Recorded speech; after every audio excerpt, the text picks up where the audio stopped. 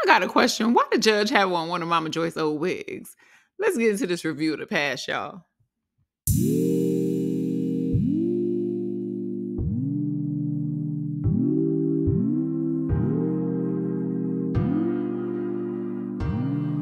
Welcome, welcome, beautiful people. It's your girl Tammy, and today we are taking a look at The Pass, which is currently streaming on Peacock. Peacock really is trying to turn into the little Tubi with a budget. I kind of like what we're doing over here, Peacock. As y'all know, The Pass is a labor of love for Todd Tucker and Candy Burrs from The Real Housewives of Atlanta. And the making of this film has kind of been a subject in Candy's storyline this season. If there's one thing Miss Burrs Tucker gonna do, honey, she is gonna market her products. And I ain't mad at that. Because The Pass was actually pretty good. Now, y'all, when I tell you everybody in Atlanta was in this movie, I mean everybody in Atlanta was in this movie. Of course, we got Drew Sidora. She's playing the main character of Nina in the film, and we know her from Real Housewives. You got Rob Riley, who plays Maurice, her husband, and he was in Dynasty. And we have Erica Peoples, who plays Terria, and she was in All American, and just a bunch of Tubi movies with Columbus Short at some point in time. It's a buttload of people up in this. Candy's even in the movie. She plays a character named Shay, who's a really close friend to Nina. And we have Blue Kimball, who plays a close friend to Maurice. He was he played that janky promoter in P-Valley that tried to essay one of the strippers. And even Shamia is in this child. And she plays a stripper in the film. Anyway, in the movie, Nina, played by Drew's character, is an up-and-coming interior designer that's just sort of going through all these different phases in her life. So she's like going through situations in her marriage and trying to figure out what's going on there. She's a budding designer. She's trying to figure out her career path, and she's looking at, new opportunities at work, and that's a plus for her. And she has a conversation one day with her husband, and he introduces the concept of the past to her. She talks it over with her girlfriends and then reluctantly decides to do it as some type of weird way to try to save their marriage. Their lives take a bunch of crazy turns, and we are along for the entire ride. It's wild. And that wild goes to pretty sexual really quickly. I don't want to give too much away because I really want y'all to go watch the movie. But girl, when I tell you the rules that they had listed, and these are not even all of them, there were no friends or neighbors, so you couldn't get on with nobody you knew or nobody was familiar with. No gifts or sex in the house. You're not having sex in my bed, on my sheets, and you're not finna buy this heifer nothing after the situation. It's a one and done, meaning that this is a one-time only thing. I don't want to hear nothing about this after, and you better not bring her back again. And no 5-star hotels. So I don't care where y'all go to do this. Not only will it not be in my house, but you will have her at the Holiday Inn. She will not be at the Intercontinental. When I tell you the rules that they laid down was so ridiculous, because the reality is people don't ever follow this type of thing, but it was still hilarious to see. And it also just puts you in the mindset of people that end up trying to do these like threesome relationships and stuff, and how they have all of these things going on. And ultimately, do people even ever follow these things? But I tell you what we're going to follow. We are going to follow my rating system for how I'm going to break down this film. We're going to use Drew's faces in this movie to determine how I felt about this movie. Okay, we're going to do something a little different, y'all, so stay with me. Y'all know Drew is so dramatic on Real Housewives, so I couldn't resist. So right now we're going to go with the positives of the movie. I feel like the acting was pretty decent. Everyone did their thing. I think it really helped that Todd used a lot of experienced indie actors, because I think if you do sometimes too many new people, it can be a bit green, and that's when we get that Tubi level energy where we got people, doing all kinds of theatrics, and it's horrible. And I think that he casted them really well.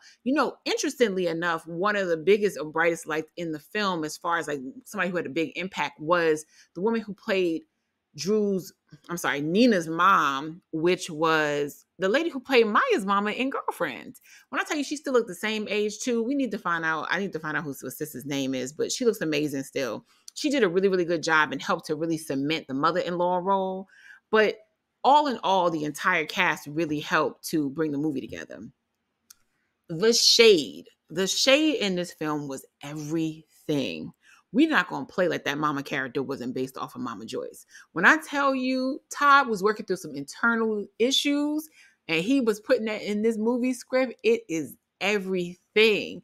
a lot of light and subtle stuff. When y'all watch it, y'all gonna see all the little idiosyncrasies and things that he talks about. The character Maurice, who is married to Nina, has this, antagonistic relationship with the mother-in-law. And when y'all watch this movie, you're gonna really see and go back at Housewives in your head and be like, yo, Todd working some personal issues out in this moment.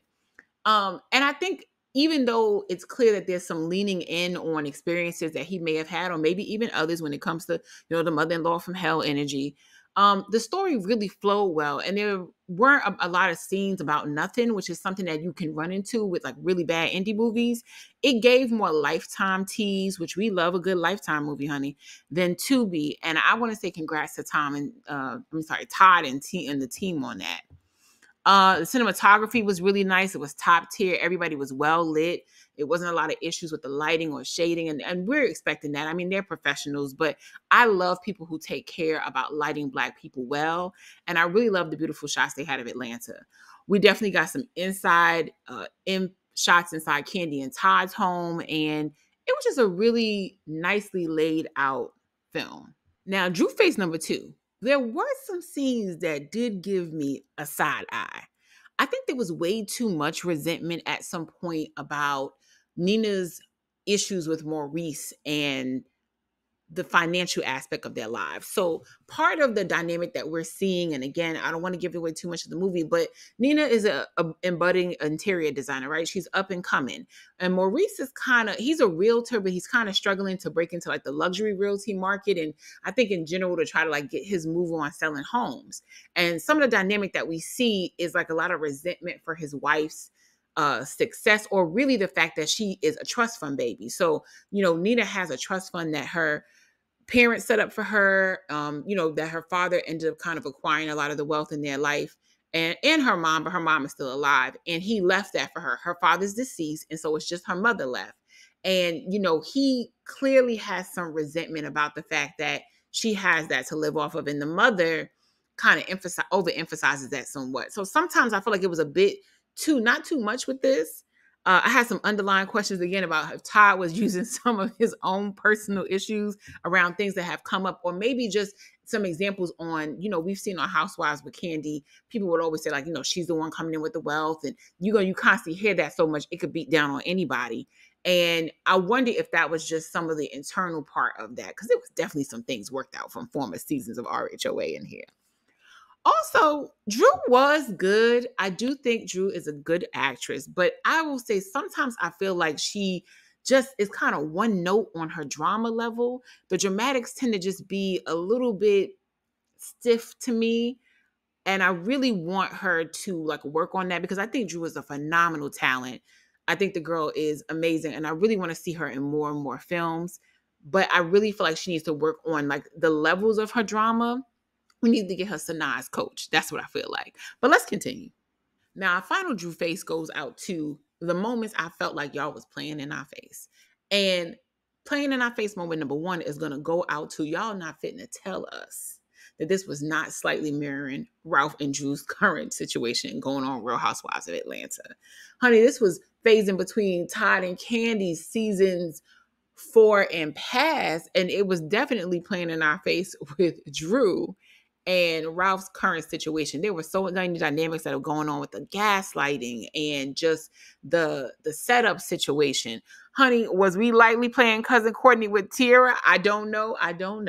But it was definitely a mess. It was definitely questioning a whole lot of other things. And it's making me look side-eye about how Ralph was going to go about this divorce. But in the film, I have to say, it was also one of the more dynamic parts of the storyline, where we kind of got to see how Maurice and her evolve as this affair takes place, and also how the interactions about people's past and their current situations enter into a life with this couple. So it was definitely, again, y'all, really worth watching.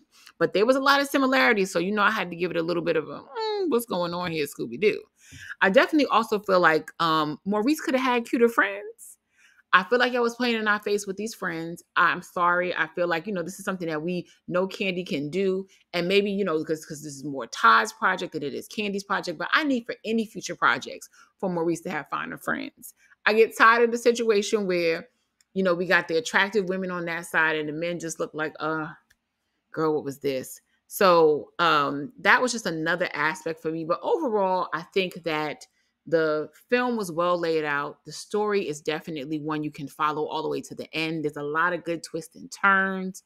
I love how much Erica gave to the storyline, and specifically with her story as Tierra. I feel like we got so much complexity in who she is. This isn't a character we normally see her in. She normally just playing somebody's wife half the time, or girlfriend. So I love that this was an assertive role for her.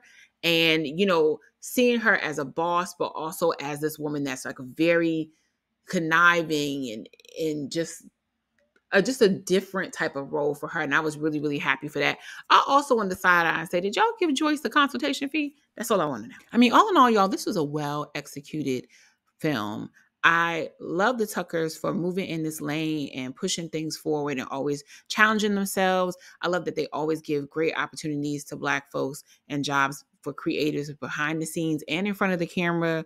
And I love that they left us with an ability to have a second film from this. So all in all, I'm giving this 4 Drews. Go and support The Past, y'all. It's currently streaming on Peacock. I think you'll really enjoy it. And I can't wait to see you in the next video. Thanks for joining me.